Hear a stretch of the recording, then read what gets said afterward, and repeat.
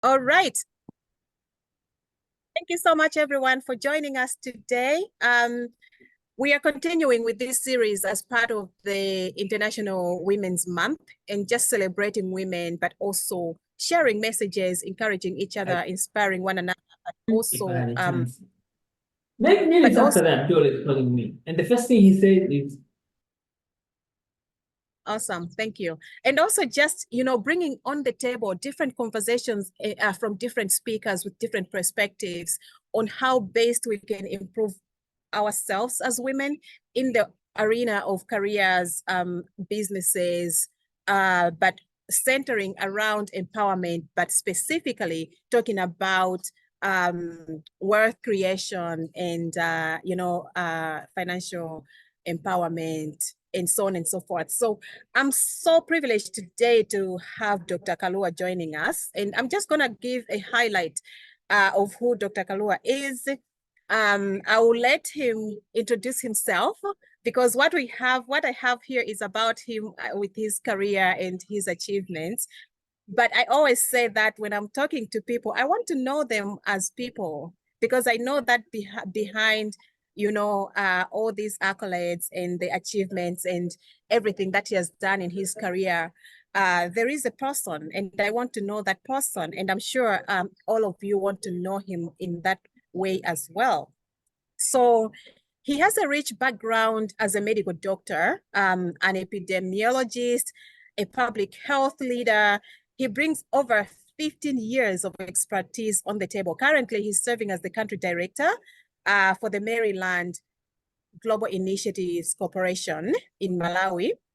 He spearheads the CDC-funded AMPLIFY project, dedicated to enhancing laboratory services and capacity building within the Ministry of Health. So as you can hear, he works so much with the government of Malawi in the area of laboratory services and really strengthening the capacity within the ministry. He will talk to us about, empowering women or fostering an inclusive environment for women's success.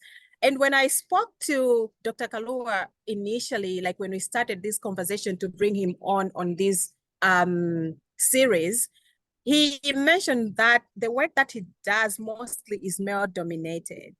And you can understand why, right?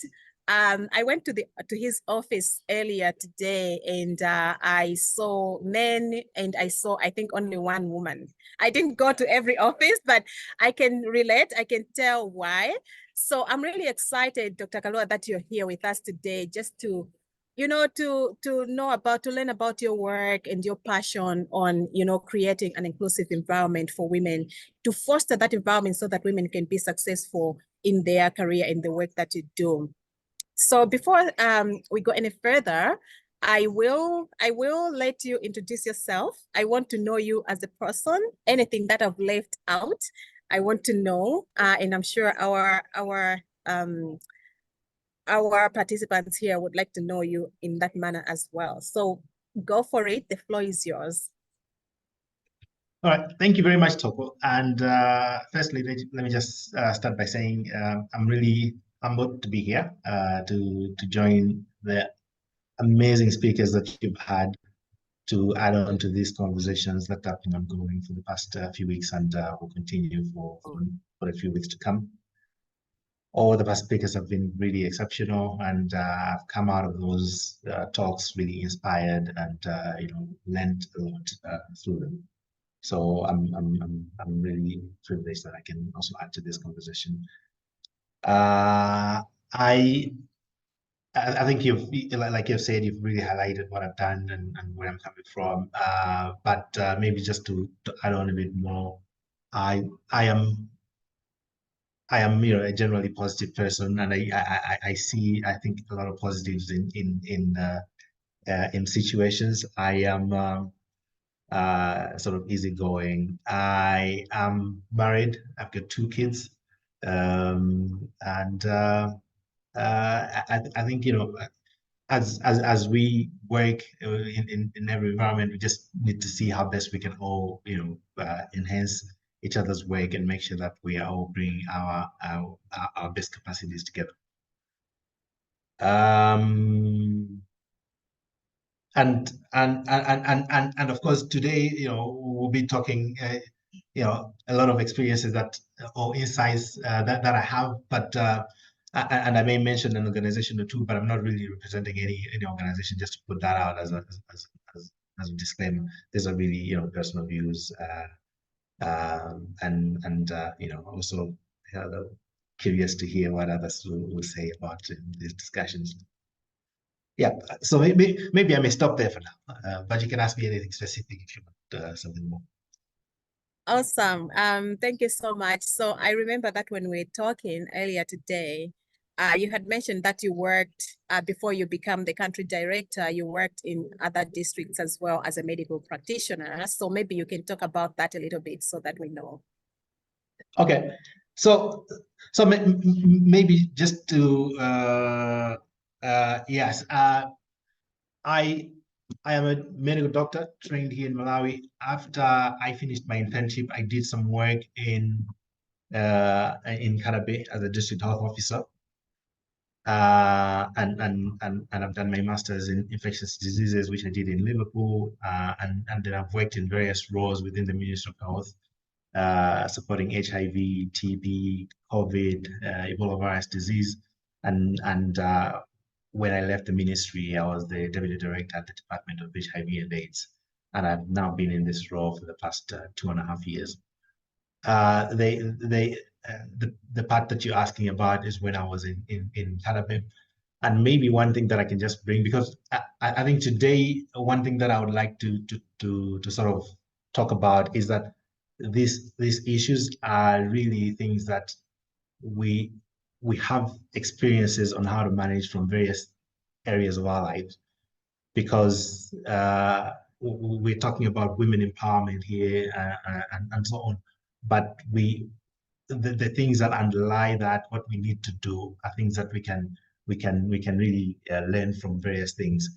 So for instance, when I was in Karabe, I was quite a young guy, so very fresh, very little experience, leading a team of people who had been working in the civil service for much longer, who were much older. I was not married, which is also sort of a sign that you're not mature, and you go into an environment where you feel you sort of inadequate, or and that those power differences can be there in various ways, and I think those are what really drive most of the challenges that we have in empowerment, and I think in terms of those power dynamics, it can be that there are different ways that this can happen. One, it can just be numbers. So if you're the odd one out in a group, it's intimidating.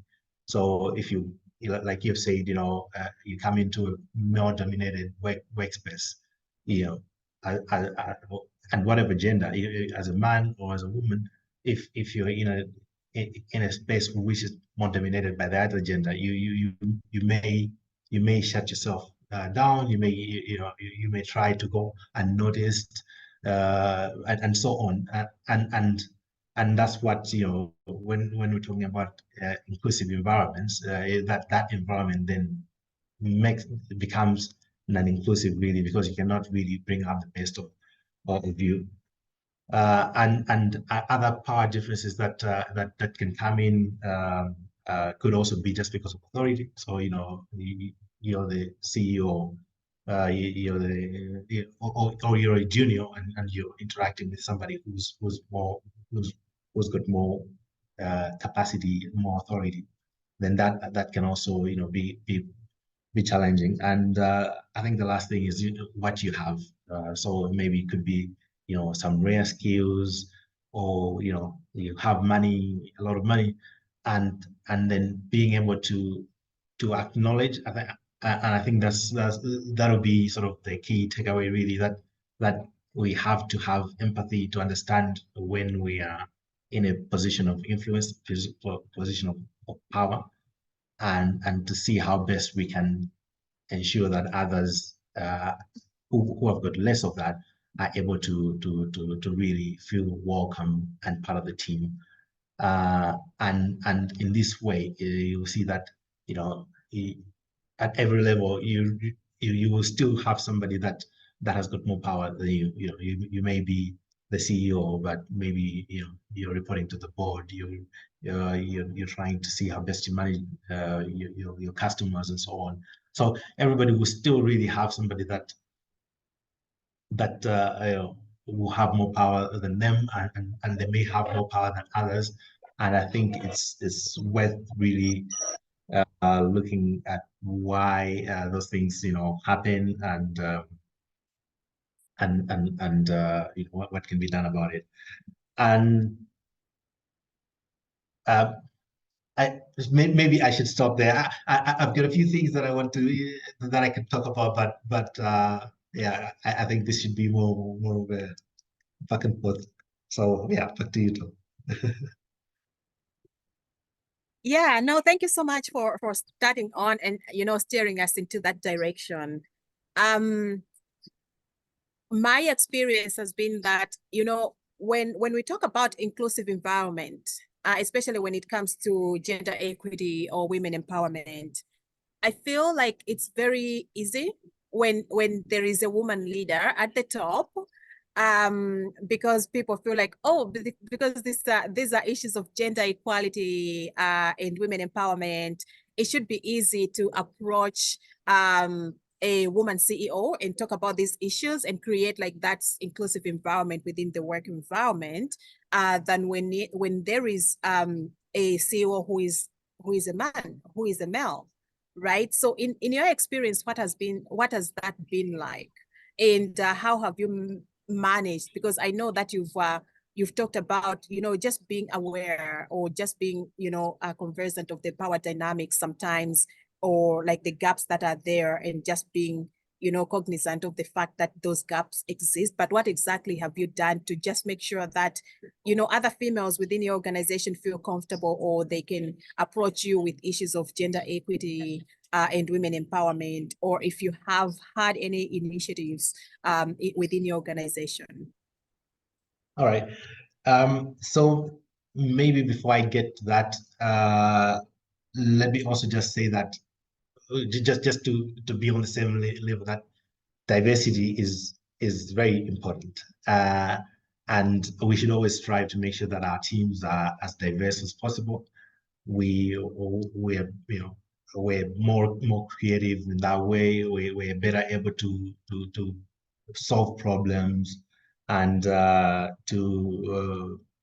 it avoids groupthink, because, you know, if I meet with you know, 5 different men of my age, and, you know, we talk about something, and everybody, oh yes, and we agree and we go on. But maybe if there's somebody who's older than us, there'll be some other insight that they'll bring. Maybe if there's somebody who's a woman, or maybe younger, or has had, you know, different education and so on. So it's really good that, as much as possible, we foster teams that are diverse, and of course the major one here that we're talking about is that gender diversity that you know, we need to have. And I think I'll just talk about it sort of in general terms, not necessarily what I've done, what I've seen, but I think there are a few things that, as a leader, you can do, and also, let's say, as a woman, you can also do to make sure that you're given the space to be able to do the best that you can. And there are also some other things that are more systematic, and they may be, maybe, you know, at an organizational level, or there may be you know, something that the government can do, and so on. So I'll just go through, you know, a few of those things, just to, you know, get the conversation rolling. But one, as a leader, I think you need to provide an environment where mentorship and support can happen. And I think that's usually lacking. So maybe just to come back to those differences between, you know, those power differences, and in this case, why women can can be at a disadvantage. And this is, societal and also just, just biological. So for instance, women will be usually the ones who would take a disproportionate amount of work for, taking care of the home, taking care of others, taking care of the young. And as a woman, there are also some biological things that you have to go through, maybe, menstrual cycles, maybe having some cramps and you're not able to come to work. Maybe, you have to, you're pregnant, you take time off, and so on. And all of that can really make a huge difference over time, because yes, while you're doing that, your male PA is, maybe watching TED Talks and learning something, maybe taking up a course, is working on their presentation for tomorrow, but you're taking care of the child and so on. So those differences, the compound, and as a leader, you have to be aware that those differences can happen from those systematic difference, issues that are there, and be able to provide mentorship and support where it's needed. And I think the other thing that is also important is just to protect people's time, to foster a good work-life balance.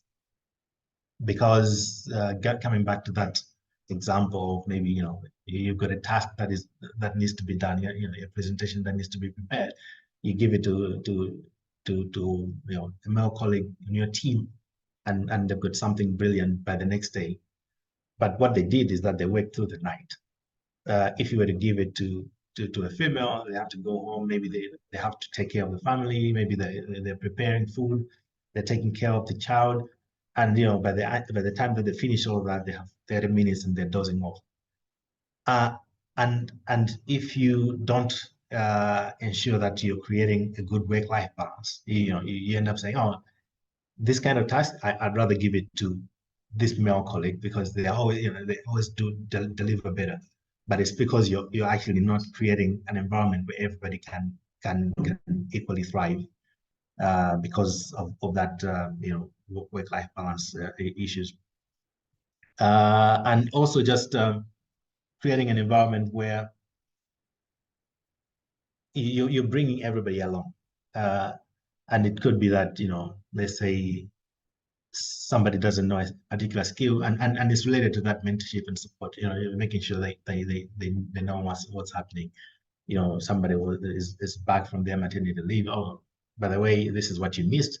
We are here, and then you go on to move to move ahead together. And also just being mindful of those power differences that I also spoke about earlier. So, for instance, if you're trying to brainstorm and find issues, solutions. If I come out, we've got this problem, I think we should do ABC. What do you think? It's quite possible that the team will say, oh yeah, that's a brilliant idea. But if I say, okay, we've got this problem, what do you think we should do? And now you open up where others can now really contribute more effectively. So as a leader, you also have to be able to know the influence that you have, allow others to really come in. And I think another thing that leaders need to do more of is also just sponsorship, because many people will not. Leaders may be in spaces where decisions are being made about others, and you have to really take on that responsibility. That I think this person on my team can actually do this. We can trust them with this, and making sure that you're uplifting your team members. And maybe particularly for men, one thing that we can all do better is just empathy to understand those issues that women can go through, and see what how best those can be managed. And if it's a female leader, I think one thing that's important is just to also lead with authenticity, because that really helps the younger ones to know, okay, it's possible to do this, and to really as a woman, not that as a woman leader you're there and trying to be like a man. But I think, you know, women are really, you know, and I've had great experience with many women, with female bosses and colleagues that I've learned with and you know, colleagues that I've worked with and so on. And you know, what I think it's really good when they bring that authenticity, because especially for the younger ones that are coming up, they can see that, okay, yes, we can do this, and we can do this as a woman. And one more thing that I'd like to say on that is that also just having empathy, even if you've gone through difficult times, because there are also other women that will say, I know, you know what, I used to wake up at 4 a.m. and cook for my little siblings, and then I'd walk to school for an hour and come back and read under the candlelight and so on. So you should be able to do this. But that's not really, you know, you may have been able to do that, but not everybody can do that. And I think as women leaders as well, just need to have that empathy to know that, you know, somebody may need more support, and they need to provide that environment for them. So maybe I can stop there for now, but I'll also just touch on a few things that, you know, as a junior, as a woman, they can also do as an individual to support this process. Thank you so much. I really like the fact that you touched on issues to do with leading with authenticity. So during the past webinars, as well as during the conference over the weekend on Friday, we talked about, you know, embracing your femininity when you are a leader. Because I think a lot of female leaders, when they assume that leadership position, they change. All of a sudden they want to look masculine, to sound masculine, to act masculine, taking away that femininity and that authenticity part of, you know, their being. And so maybe a question for me, and I know that there is a question in the chat also from Chisomo. Thank you so much, Chisomo Kalua. So my question is, from your perspective, because we talk about these things from a female perspective, but you as a male leader, how do you think women can really bring out that authenticity in the work environment, especially when they're in leadership position? Like how should we be, or how should we bring ourselves on the table without having to, you know, to pretend that or to assume like a feminine, I mean, a masculine role or masculinity, but really bringing that authenticity on the table. And the question that's in the chat from Chisomo, she says, how else can we effectively coordinate and collaborate with male colleagues in our work or business environment? Oh, all right. Thank you very much for those questions. I think maybe let me start with the one on in the chat. How can we just effectively coordinate and collaborate with more colleagues? I think, you know,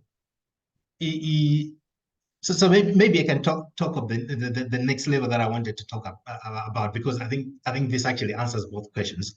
And this is what can the woman do when you're there and you're in this environment? What can you do? So one is just, you know, self-development, and again, you know, there may be limitations to and challenges with that, but I think the world is becoming, you know, information and knowledge is becoming more and more accessible. You know, it could be that you're driving and listening to a podcast, you watch a video on how to do something, and you can also leverage technology, because I think when you try to be more masculine, and like I was saying, you know, we can draw experiences from other things.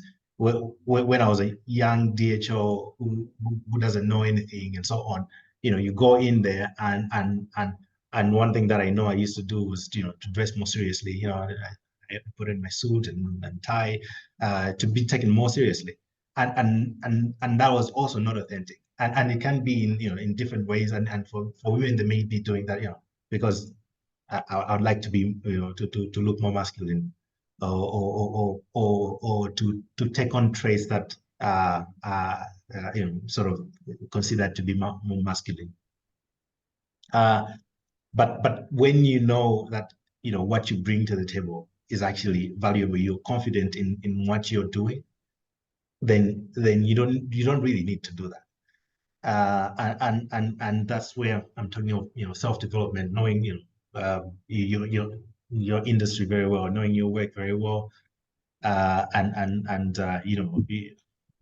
using the wealth of information that is now easy to access, to practice, to learn, to build yourself. And then another thing that I would also just say is, you can also leverage the technology. So there are things like, we're talking of AI and other various tools that you can use. And why I'm bringing this is because they really make it easier for everybody to at least not bring mediocre work. So you want to write a report, you can put it together, and you put it through an AI. Can you make another copy of with this intended outcome? I want it to be a bit more technical or whatever, and then they bring something back to you, and then you review it and so on, and making sure that you can utilize those tools as well to make sure that you're really advancing the type of work that you're doing. And then also just networking with others within your field. And then the other thing that I think is also important is just asserting your needs and boundaries. And this is I think it's not easy. It's easier said than perhaps done. But it could be that I'm giving you an assignment. Okay, can I have this Monday morning and this a Friday? So, but actually, I won't be able to work on this until Monday, because I've got ABC that I need to do over the weekend. Can I give it to you back, close of business on Monday? I think just being able to communicate your needs and creating adequate boundaries can also help you to really make sure that you can really perform well. And also, when you've got that supervisor, making sure you're communicating your plans. So I'd like to be able to do this by next year, and they know what your plans are and how they can support you. And also clearly just saying, I have this challenge, can you help me with making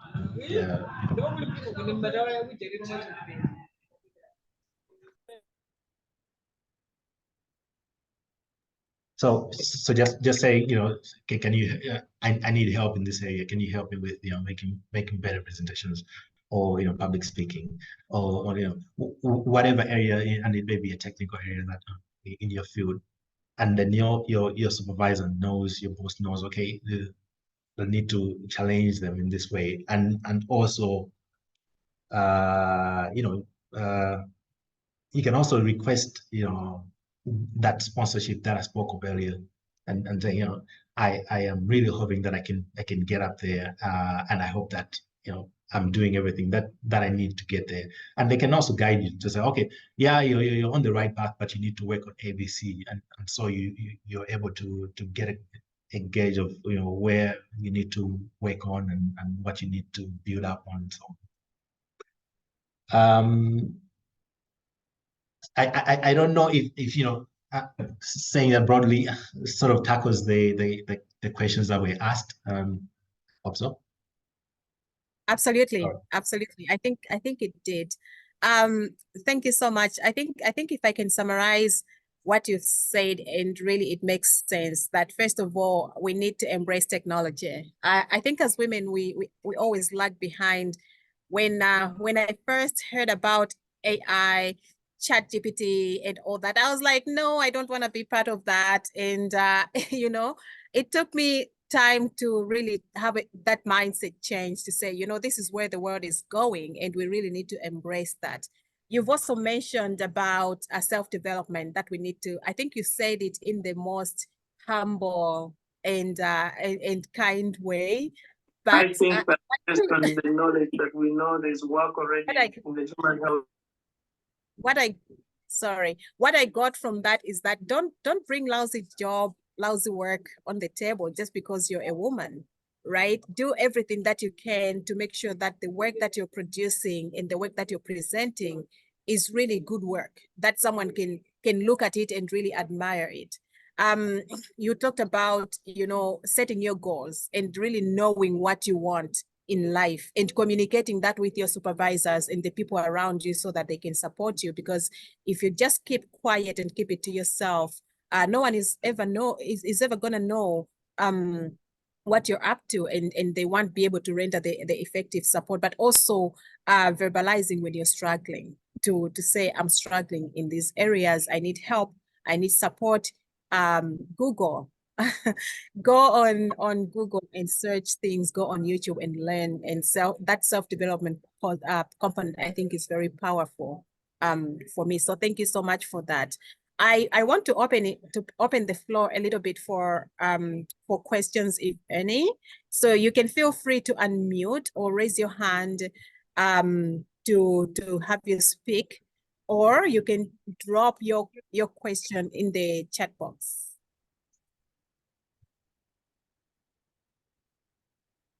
Yes, Pelani, go ahead.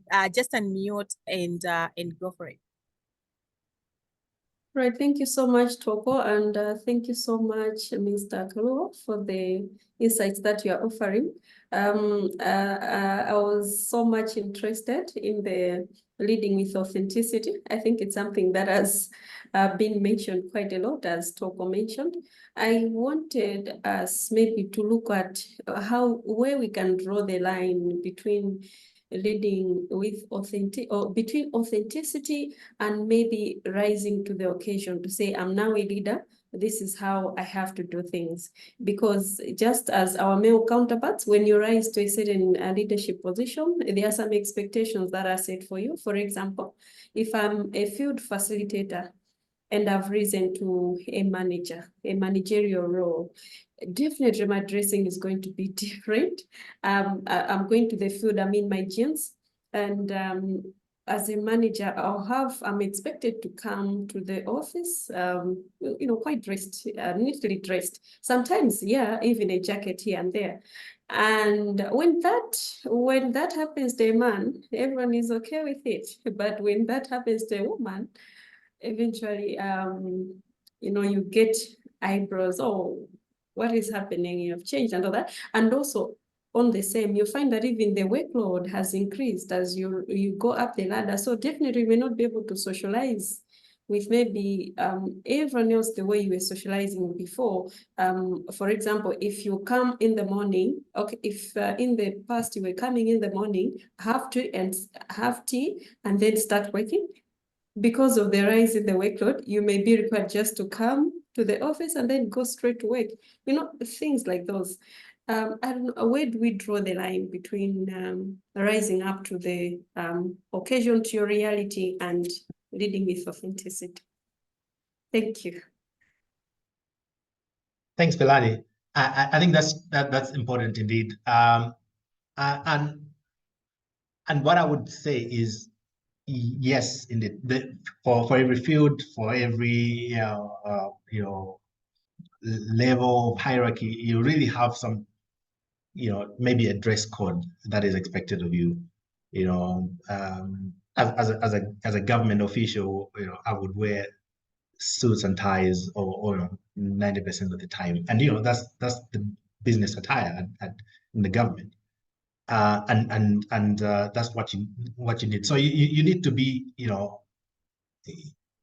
in tune with those expectations as well, but at the same time be the individual that you are. And I think that balance it can be. I don't have like a clear guide, but you would need to really figure out what you are, and it could be, for instance, do I really I want to wear business attire, and it could be that you're wearing skirt and a jacket, or are you in pantsuit, or or is it traditional or whatever? But whatever it is that is, you know, business attire, but is authentic to you, not what you think it should be like, and that's what you need to bring. And I think it really, you know, it can be clear to people, especially who are closer to you, that, you know, this is who this person is. And you know, you can be like for instance, you know, I'll give an example of Joyce Banda, who had that, you know, characteristic dressing that she had. But that's her, and that was authentic her. And you know, there are other people who have done the same, Madiba and so on. But they're still, you know, respectful of the maybe expectation, but they're still bringing what is theirs as well.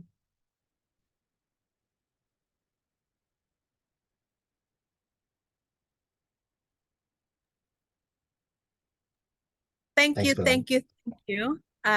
Thank you so much for that. I think leading with authenticity, rising up to the occasion are things that as females, we always struggle, and we are like, where is the balance? I wonder if there is anyone with a question before I ask my question. Hello, Okay. yes, I do have a question. Go ahead. Who Who is good that afternoon, speaking? Dr. Sorry. Toko. My granddaughter here. Okay. So mine is more of a concern and looking for a workaround. I think you mentioned the issue of not being married and being associated with maturity.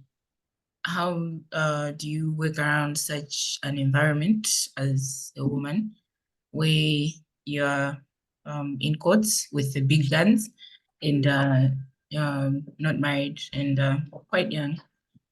How, as a woman, how can you handle yourself in such a situation when you're obviously presenting something that is of interest to them? How do you get men, or sometimes even women, to take you seriously? All right. I think what would be helpful, one is that confidence in what you bring, and you know, making sure that what you bring to the table is you know, well thought out and so on, so that they think, oh, yes, young, yes, not married, but you know, mature work in, and you know, is really knows what they're doing. I think that helps, and I think others is also just you know, as an organizational culture. I think organizations should also really create environments where those sort of things do not really and do not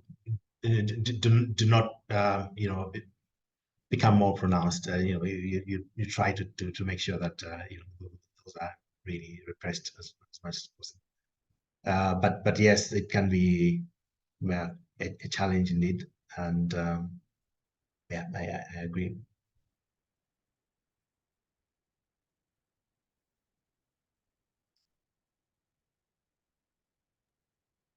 Thank you so much. Tisu raised the hand. Mai, I think I hope you've been answered. Yes, it's been addressed. Thank you. Awesome. Go ahead, Ms. Tisu.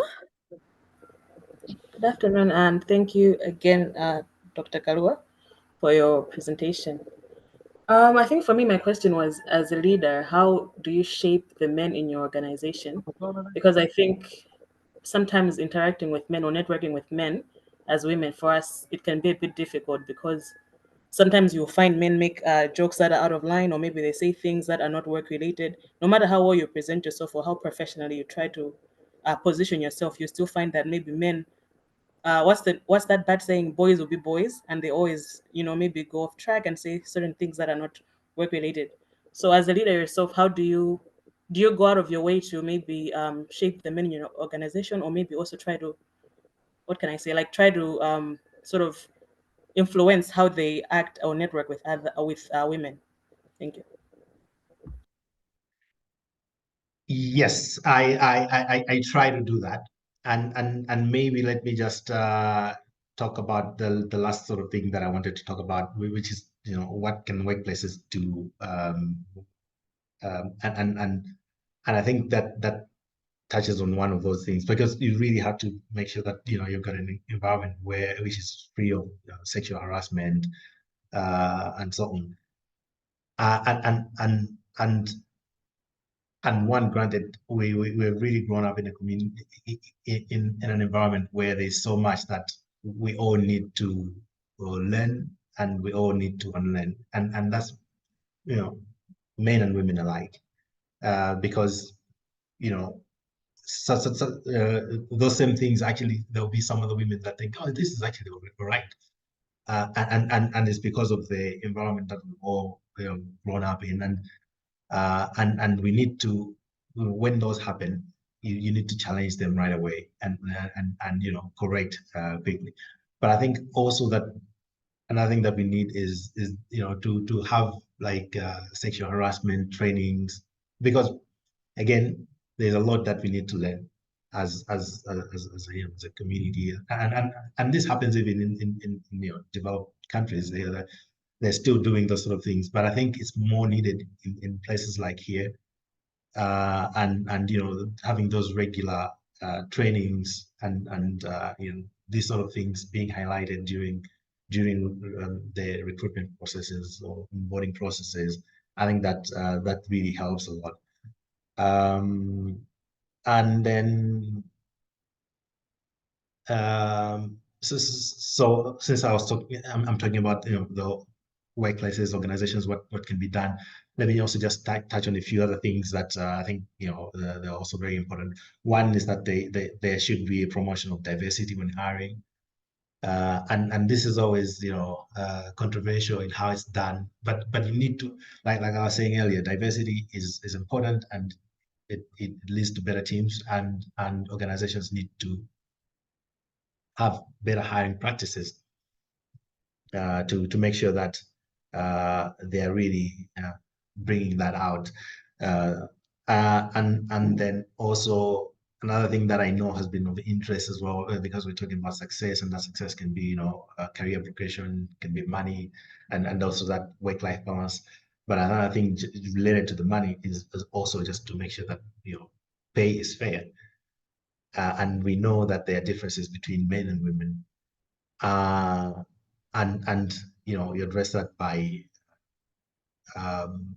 one, as a woman, you need to, and when you're going through the hiring process, know what, you know, what the industry is paying for that expertise and so on, and try to negotiate, because I think a lot of times it's that an organization will offer you something, they will offer the man the same thing, but maybe the man negotiated, whereas the woman, you know, accepted it. And yes, that difference has come out, but it's come out because there wasn't negotiation. So I think where possible, you know, negotiate and make sure that you're getting a fair pay.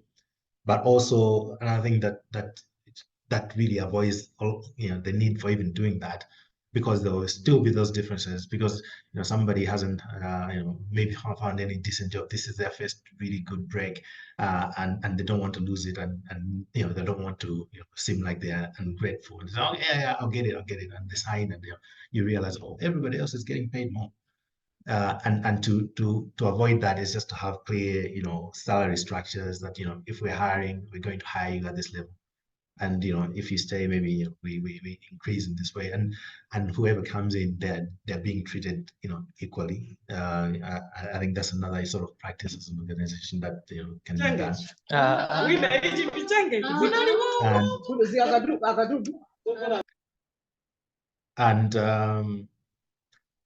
And just sort of related to something that I spoke about earlier as well, is just to just to make sure that you've got enough people for the work that you do.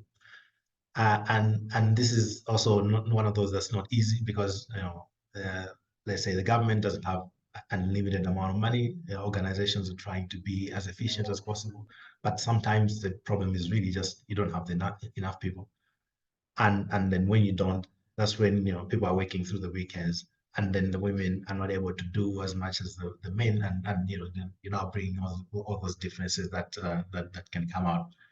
So I think sort of like around workplaces and what organizations can do. That's also something to add. Thank you. Thank you so very much, Dr. Kalua. I'm seeing a hand up from Ms. Tamara Mwenefumbo, so go for it. Just unmute. And just, sorry, before Tamara, everyone, make sure that you're muted because with the noise in the background, it's very distractive. So please stay muted. Go ahead, Tamara. Thank you so much, Toko. So it's a Toko day. I had a question in regards to networking. I think you touched on it just in passing, and apologies if someone has asked something similar. I got cut off at some point. In my experience, networking when it comes to the opposite gender, I think I find it very hard. It's easier as you're growing in your leadership to network with men who are probably not within your age group, because it's very clear that this is a professional networking. But when it comes to, you could be counterparts or someone just slightly above you, and you really need to network, but you're within the same age group, you end up in a situation where you're just considered as a pretty face. I just wanted to get perspectives from a man. How do you think, as women in leadership or whatever position you may be in, how can we handle these complexities better? All right. I agree, and I think that's a real challenge, and I think even worse for people who are more junior and trying maybe to get some mentorship and so on from a senior person. And I think part of that will still be those power dynamics that come into play, and I think maybe one thing that can be done, the responsibility really should rest on the one who is more powerful when we talk about those power dynamics, and as much as possible, I would say avoid really and it should be standard that you discourage, you prevent relationships and so on at the workplace, especially if it's juniors and senior. But the other, I think, is just really asserting how you want this to be done. Somebody calls you late at night and say, "Oh no, can we talk about this tomorrow?" Or so just setting some boundaries where that I don't want to go beyond this. These are the bounds that I want to have in this relationship, and just making sure that you're setting those bounds. And if somebody moves beyond that, you also call them out right away that you can do this. You can address me in this way. So yes, trying to just make sure that you're not tolerating anything that you're not comfortable with. Thank you.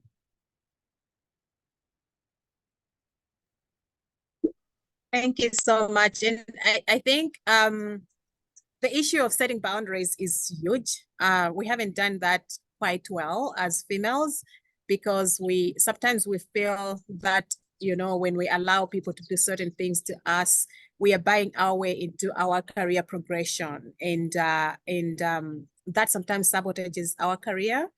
But that is really something that as women we need to learn to set boundaries. So thank you so much, Tamara, for that question, and thank you for your answers, Dr. Kalua. I'm not sure if there is another person with a question. I think this has been really amazing and eye-opening, especially hearing all these things from a man. Sometimes I think when we are talking about women, it's like, oh, we are all females, but really hearing from a leader who is a man who has seen all these things and really guiding us practically into what can we do best as women to grow in our different areas. I think this has been really very helpful. Is there anyone with a question? Tandy, you have a question. And Tandy is from Trocare. I think Tandy is the first time you're joining us. Thank you so much for being here. Go ahead. Why are you laughing, Talk? Congratulations. Good to see you in this field and good to see a man speaking about these issues. I think the government recently launched the male engagement strategy. So this is also a step in the right direction to see men coming in the space and also talking about it and also giving ways and tips in terms of how women can maneuver in this space professionally. I'm part of the PSEA network, Prevention of Sexual Exploitation, Abuse and Harassment. And the network is trying to work with government, private sector, NGOs and INGOs that they could be able to look into issues of sexual exploitation from the different fields.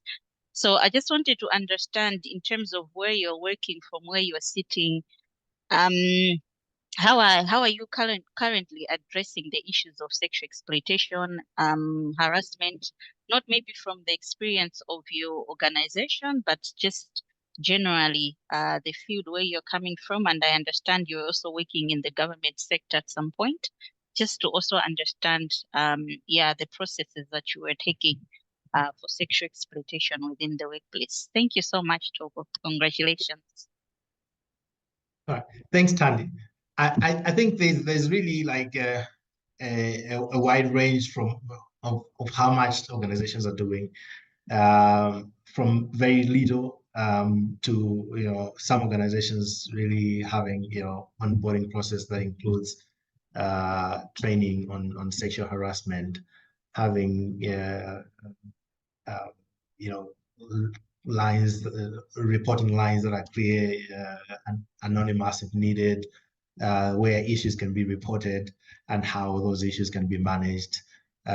So I think it's good to have to set up those systems as an organization, and like I'm saying, I think the various organizations are different spectrum, and I think this is something that governments can also make sure that they're setting some standards that workplaces should do ABC at the minimum, and then others can go above and beyond that. But I think there's some things that really should be set as a minimum. But various organizations are doing different things really.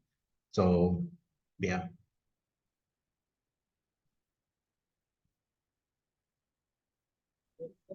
Awesome. Thank you so much. This has been very engaging, and I'm not surprised. I know why. So if there isn't anything else, let me see. I just want to make sure that there isn't anything in the chat. But there's a lot of, I hope, Dr. Kalua, you can see the chat. There's a lot of congratulations. There's been a lot of, positive feedback on this discussion. Impressive discussion. Good job. So I'm happy for that. If there isn't any question, I would like to wrap up. And so thank you so much, everyone, for coming. And Dr. Kalua, specifically, I just wanted to say thank you for your humility, for saying yes to come here. And it's very challenging sometimes to be the first. I remember when we talked to you, you were asking a lot of questions like, how many other men are coming? We're reaching out to a lot of men, but a lot of men keep on referring us to other female directors or other people in their organizations. So thank you so much for taking the bold step, being the first man coming here.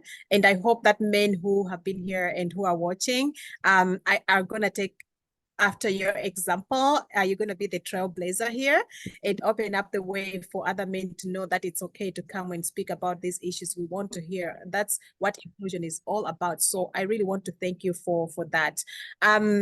I want to give you the floor one more time to just kind of like tell us your final words, and then we'll call it a day. All right. Thank you so much, Togo. Like I said at the beginning, thank you so much for allowing me to be part of this conversation. It's really important, and a privilege that I can, also, we trigger these, discussions and see how best we as a community, we can all live together better. I think that like I was saying, there's a lot of learning and unlearning that needs to happen. And one thing that we just need to do is just have a bit more grace with each other. If somebody has made a mistake, you point it out, and hope that they can learn from it.